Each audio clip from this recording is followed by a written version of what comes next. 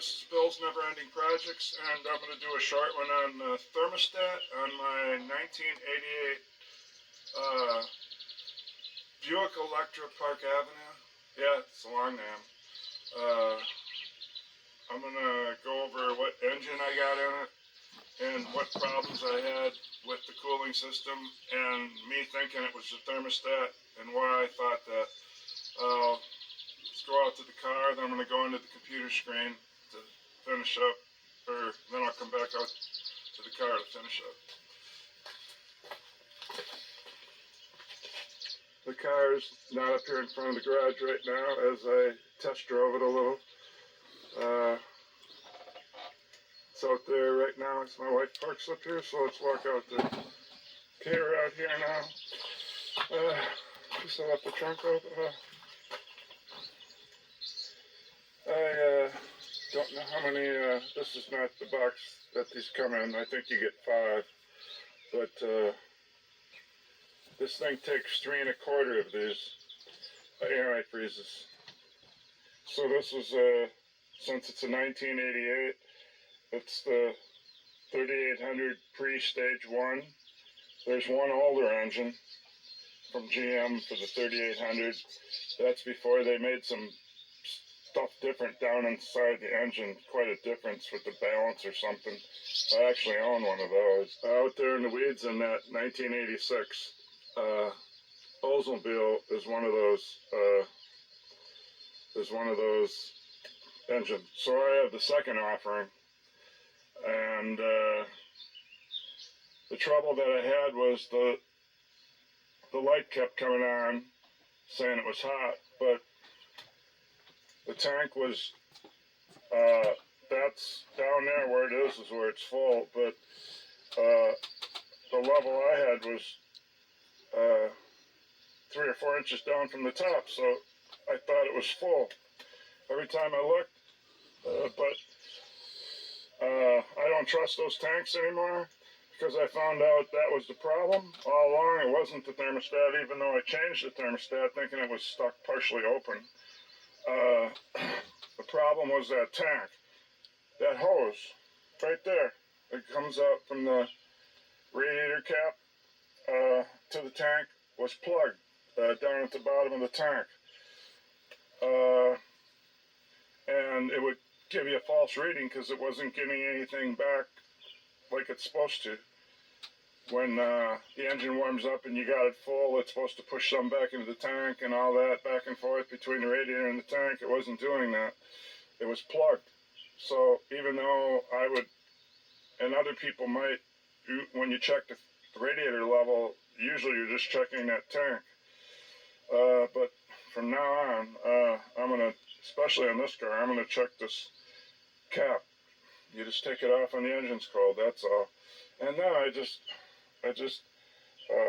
cut myself just taking the radiator clamp off, because when I had that hose off for unplugging it, and there's a pliers type clamp, and I left it sticking straight up.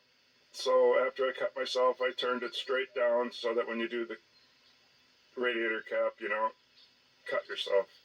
I didn't think I needed gloves for that. But anyway, every little thing I ran into, I'm going to tell you. So now I'm going to go into the house to look at the parts book, and then we're going to come back out and I'll give you the rest of the story on doing the thermostat and the problems I had with doing the thermostat. The one I had in here, I bet you it's better than the one I got, but this one's brass colored. Brass colored, and the one O'Reilly's gave me,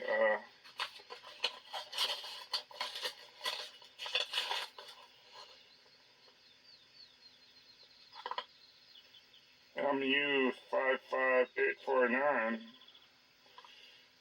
by Murray was silver, just like the picture. It's silver, and I used up 2 of these. I'll tell you why later. This was a brand new one that I can't use anymore, and it came with this O-ring, and that's the part number according to what according to what O'Reilly's gave me. 35608. So let's go in and use my book and then come right back. Okay, I have 3 manuals.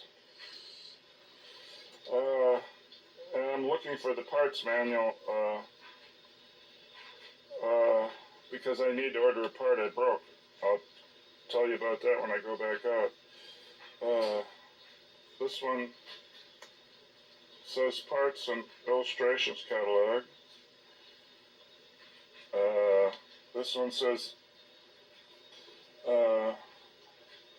body service manual, so we won't be using that one. And this one says 1988 service manual for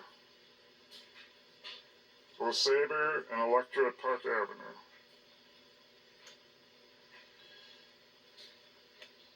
Final edition.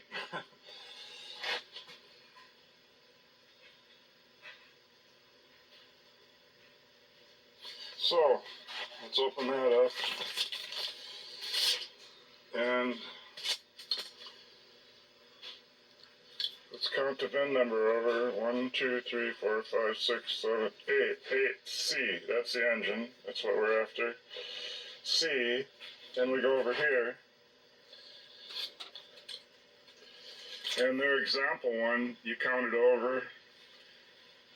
8 is the C, so they're using a C for an example. So I follow it down to where it says C, where I got it highlighted there. And it says it's an LN3. LN3 V6 3-point SFI, so I thought it would say 3800. Oh, engine description. Okay, so we got that clarified. It's an LN3 VIN code C 3800. Then, like another GM book I have for a 95 W body, it tells you the same story about how a thermostat works and how to inspect one. And then shows you a blow up of a thermostat. And then this whole thing here is how to test one or something. Because it does say thermostat 6B6, engine cooling. 6B6.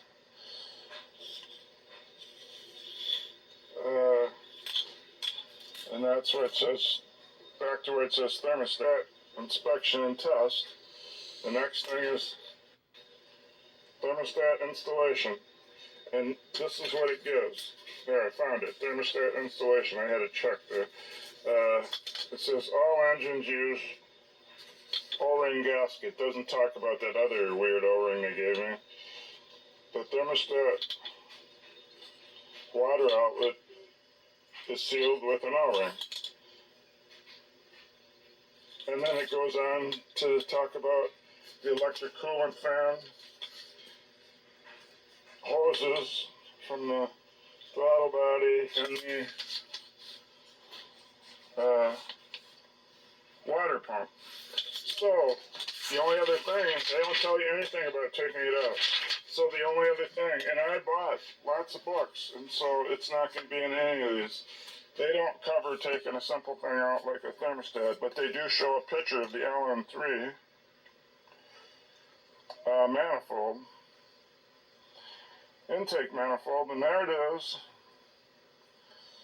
And I've written only one bolt. That's the first thing you find out. It's a weird thermostat. Thermostat housing cover, or hose inlet thing. It only has one bolt. And it doesn't, this picture doesn't tell you anything else. It doesn't tell you about stuff that's going to be in your way, and you don't have a straight shot to put the socket on there, and it doesn't tell you that it's I think it was 11 or 12 millimeter, that it's not a 13, and it just doesn't tell you anything. And Dorman sells one. And they got the real name for it, engine cooling thermostat housing. And there it is. There's the 1-bolt deal that I'm messing with. At first, I thought there was a ridge on the back that would stick out that would have to go under, where you'd maybe turn this one direction and then push it down and then turn it back, and that would hold the other side, but it's not like that. There is nothing on the manifold that holds it on the back side.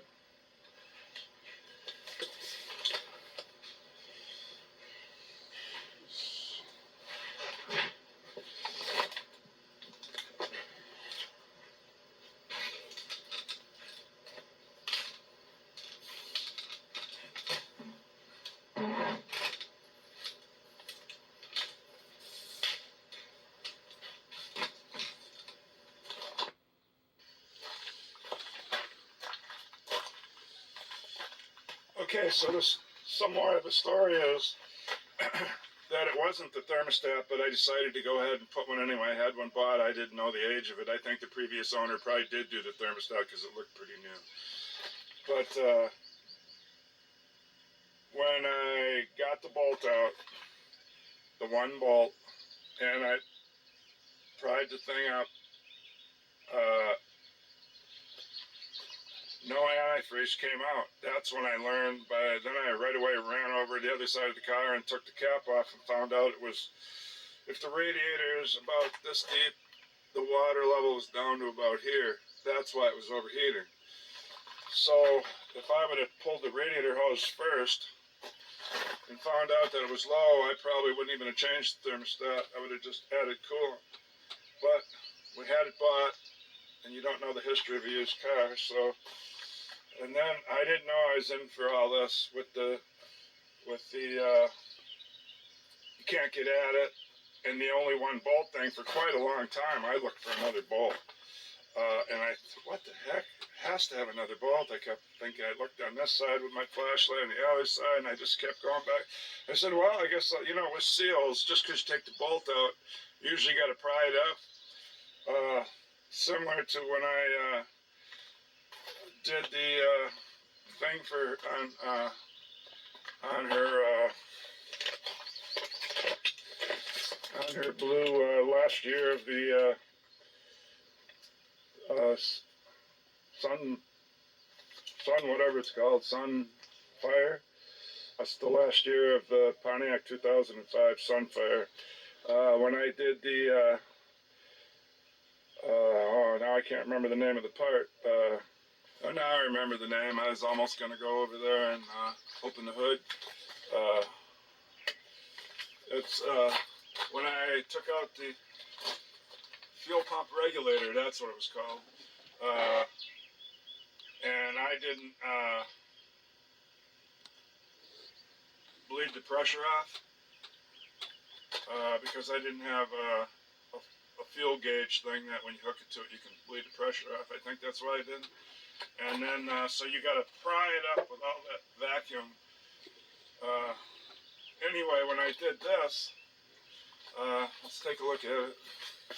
Well, I could finish that story when I had to pry it up with a 3-foot-long tire iron, and I think I had to use a screwdriver on the other side and push down on 2 sides to pull it up out of there with all that 40 or some pounds of gas pressure. 50 or whatever it is, and the gas went for 10 feet in every direction. It was whoosh. That's not what this is, but it's still an O-ring, and they still go in tight. Otherwise, they wouldn't be sealing. So I think I had to pull that up out of there using a screwdriver pry bar, 1.5 feet long, a foot long or something. Anyway, I put the thermostat down in there the correct direction.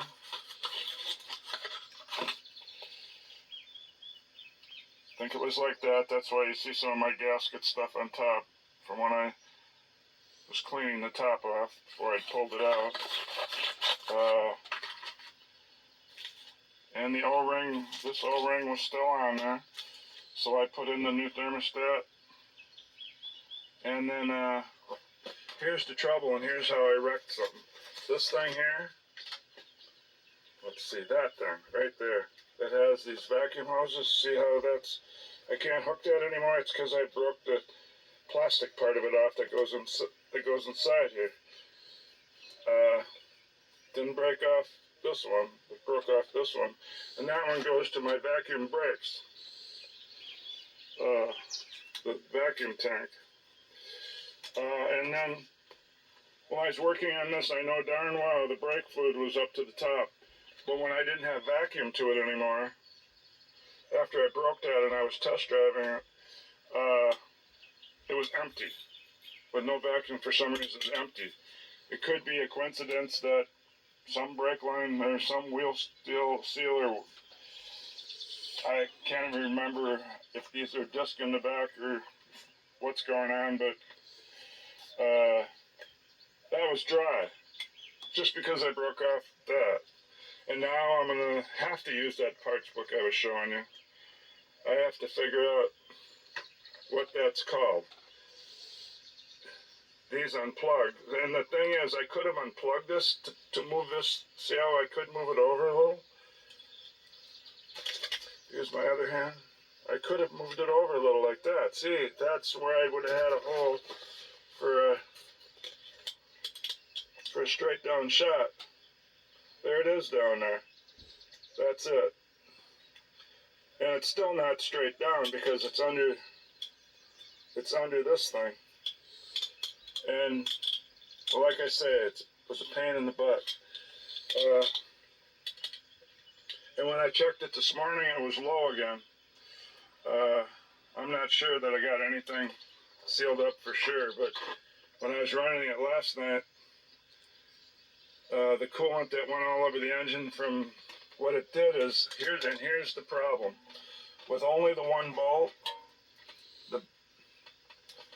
I don't think you'll be able to see the back side of that housing, but since the bolt's over there on that side, this side that has nothing to pull it down in there. So the best you can do is put down a long punch.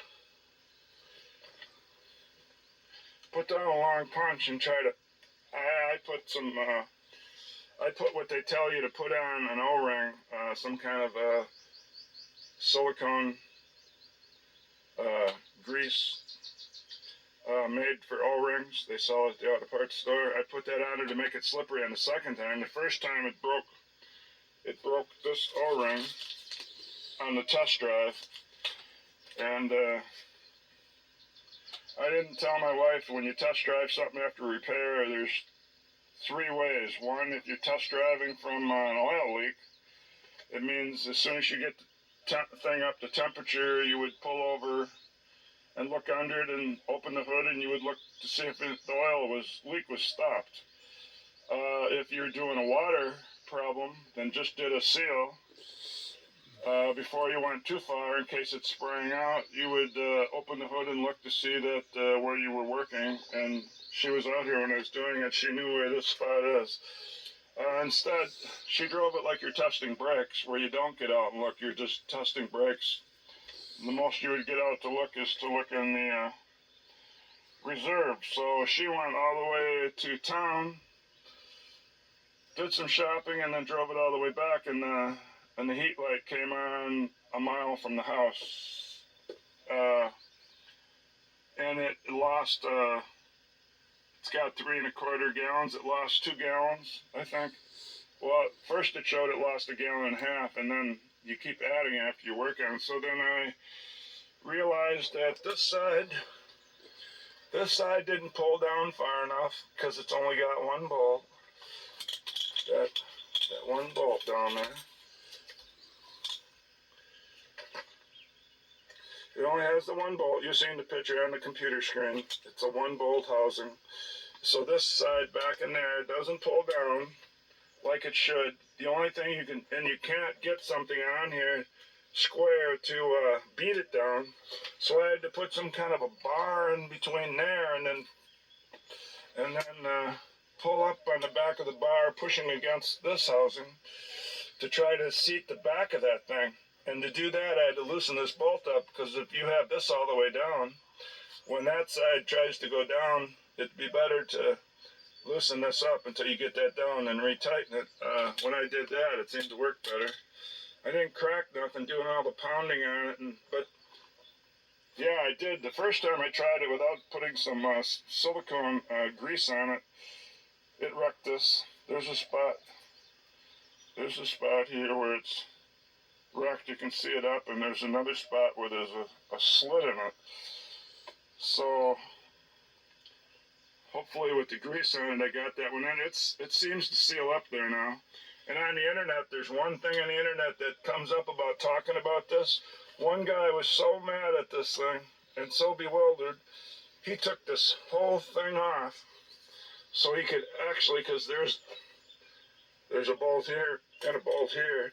He took this whole throttle back, or whatever this whole air thing here. He didn't just take off it says throttle body.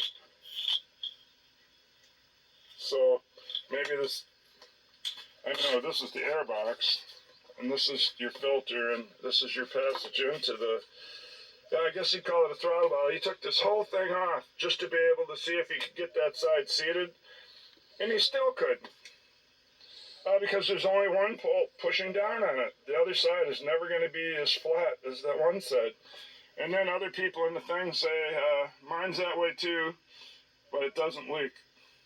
And so I guess it's normal to have that side up a little. But the thing is, when my side was up high enough that I think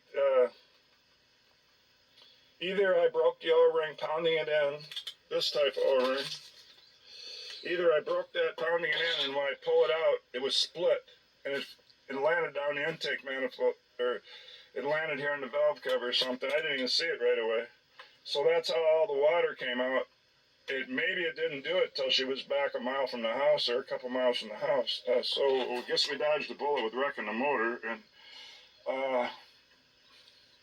but that'd be a lesson. If you test drive it from a water leak, you have to open the hood and then look at the area you worked on and look under the car. Wouldn't even hurt to do it if you went 12 miles, do it in the first mile, do it 6 miles, and do it at least a couple times. So now I'm not sure what I got, and what this thing breaking off has to do with the me losing all my fluid out of the brakes. If that's just a coincidence when it broke, or when this vacuum booster isn't working, it has a different brake fluid level. I don't know this. I'm sure there's nobody going to tell me. So now today I'm going to go in and get that parts book. I'm going to try to see what this piece is called. And being an 88, I don't see how I could ever get it unless Dorman makes it. So I can get this hose plug back in. It does not run good. If I put that thing up tight, then it runs good. But it doesn't run good like that, and right away it affected the brakes, I think. Unless that's a coincidence, but this is a vacuum thing going to the brakes, so it had to be what caused my less brakes problem. They're not totally, I mean they're there once you get it to the floor, but my gosh, it's like they all need to be bled. And anyway, that's the stuff I got to add about doing this. Hope you never have to do one on this type of engine. And I guess that's just about all I got to add. All I know is it's turning out to be a sunny day, and it's blue sky. So